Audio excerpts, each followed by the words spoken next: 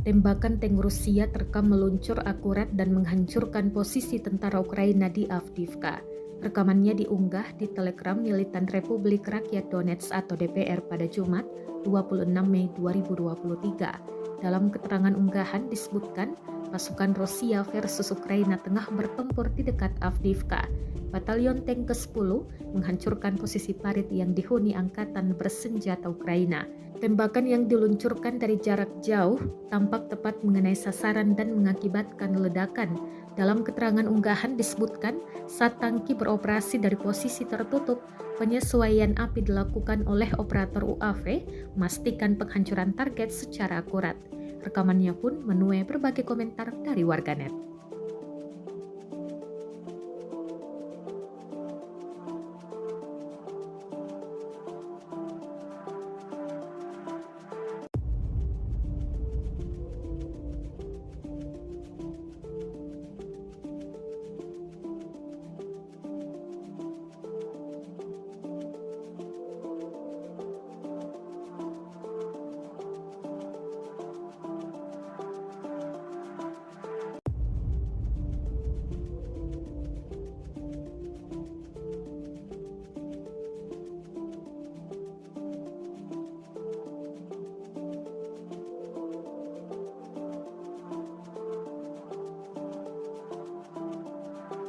Terima kasih sudah nonton. Jangan lupa like, subscribe, dan share ya.